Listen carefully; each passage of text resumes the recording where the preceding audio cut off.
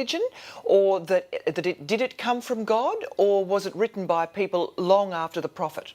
I don't think that the Quran comes from God, and the reason that I don't think the Quran comes from God is that it seems to me recognisably a product of the culture of what we call late antiquity, so the whole sweep of Near Eastern history that embraces both Persian and Roman, Christian and Jewish cultures. And the reason for that is very simple, that the Quran contains within itself all kinds of echoes of that culture. Moses is mentioned 130 odd times. The Virgin Mary has a more starring role in the Quran than she does in the New Testament. But you also have references to Alexander the Great. You have the Christian story of the seven sleepers of Ephesus, a sort of wonderful Christian folktale, also appears in the Quran. And yet the puzzle is, according to traditional Muslim narrative, Muhammad comes from a city, Mecca, that is pagan, that does not have large Jewish or Christian elements, that is buried within the desert, thousands of kilometres from the Roman frontier. And it seems to me that the reason why the origins of Islam is situated deep within the desert is precisely because it's important for Muslims, when they make the case for the Quran as coming from God, to demonstrate that it could not have come from human sources. And the reason why it's so urgent to do that is precisely because the human origins of it actually seem to me pretty clear. So essentially, Tom Holland, are you arguing that what we understand to be the source of Islam, the Quran, is not what it appears to be? Well, what does it appear to be? I mean, according to Muslim tradition, it comes from God, and that, of course, is the foundational belief on which everything else about Islam essentially is raised. And if you are a Muslim, then, of course, you take for granted that this text is indeed divine, of divine origin. But if you're not a Muslim, and particularly if you're a historian of antiquity, you have to look at the Quran as you would any ancient text, be it the Iliad, the Aeneid, or, of course, the Bible.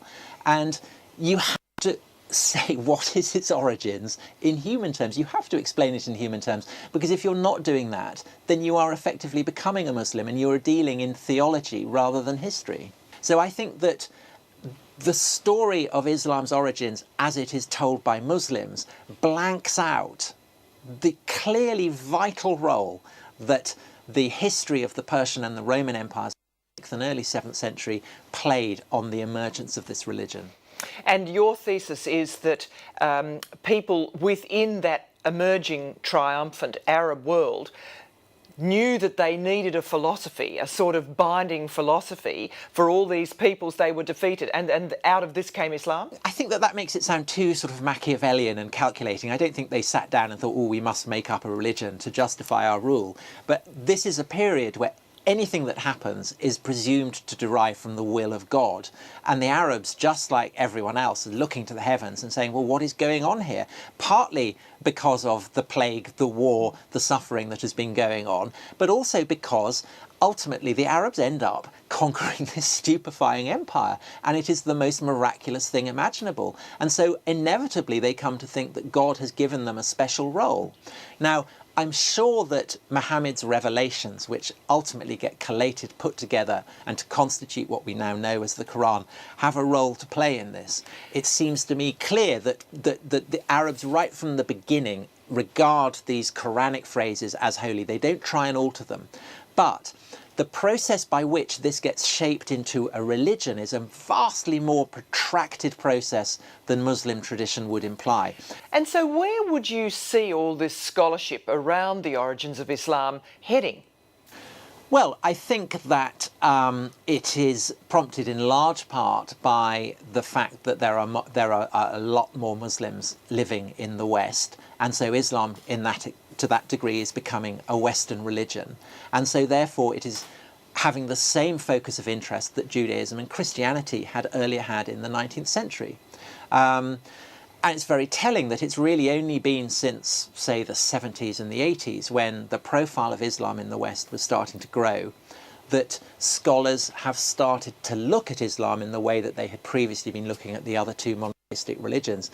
And so I think, ultimately, I suspect that a Western form of Islam will be a historicised Islam, just as Christianity in the West now is a historicised Christianity. It is one in which... What do you mean by that?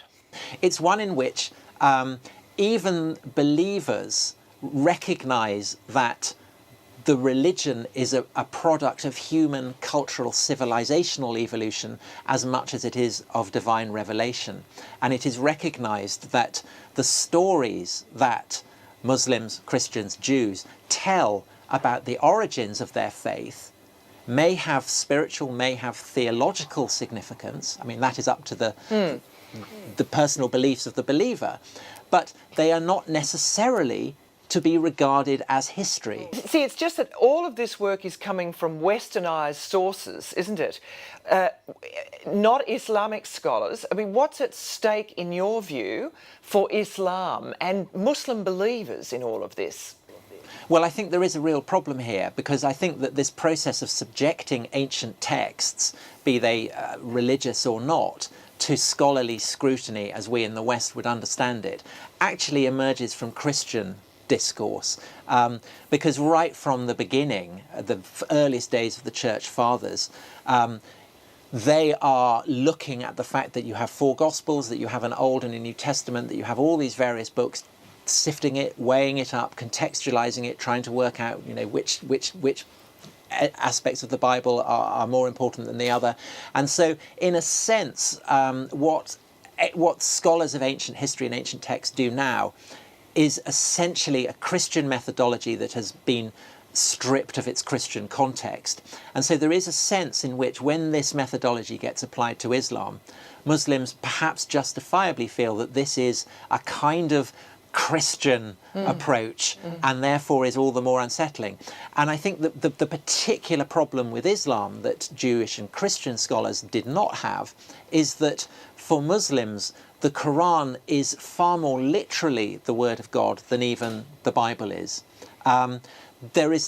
If you assume that the Quran is absolutely the word of God, then there is nothing within it that would lead you to question that proposition, because in a sense to question that proposition is to question the very basis of your faith. So I don't doubt that it is harder for Muslims to go through this process even than it was for Christians, say, in the 19th century. But at the same time, I think it's inevitable that it's going to happen. So, I mean, you're not a religious man yourself, so I suppose you can stay... I have a kind of guttering, flickering Anglicanism, which I suppose is to say that I'm a sort of culturally Christian agnostic. But I'm certainly not contemptuous of religion. And I hope that my book is not contemptuous of it. I regard the process by which these various monotheisms transform the world as perhaps the greatest intellectual revolution that human civilization has witnessed, with incalculable impact upon the world. And that's precisely why I think it's so important to study it as history as well as theology or belief. But do you imagine that it will lead to some form of Reformation era or Enlightenment era for Islam? That's what some people are suggesting, just as occurred in Christianity. No, because I think that to use the very words Reformation or Enlightenment, they are specific to the evolution of Christianity, and to suggest that, oh, you know, it's 1400, it's time Islam had a Reformation, is to imply that religions run like clockwork. You know, you just wind them up and then they follow the same course. Religions, Christianity and Islam are both recognisably born out of the same milieu, the same cultural melting pot of late antiquity, but since then, since the doctrines and the fundamentals of the faith have clarified, they have then moved along very different lines, which is why, to repeat what I said earlier, historical methodology evolved out of Christian discourse in a way that it hasn't within Muslim discourse, because the attitude of Christians towards the Bible and of Muslims to the Quran is fundamentally different. And so I absolutely do not think that you can work out what will happen to Islam with reference to Christianity. And is it safe for you to be doing this work, this sort of work? Is it another form, as some people have suggested, of the satanic verses? Why would Muslims be upset about this? It's clear that the foundation of my presumption is one of non-belief. I am not a Muslim, and so by definition I don't think that the Quran came from God, and I don't think that Muhammad was a prophet of God. And that being so, and as a historian of this period, I have to provide an explanation for what happened that makes sense in human terms. It would be ridiculous for me as a non-Muslim to say that it came from God. And naturally Muslims are perfectly content to recognise that. Tom Holland, thank you very much for joining us. Thank you very much for having me.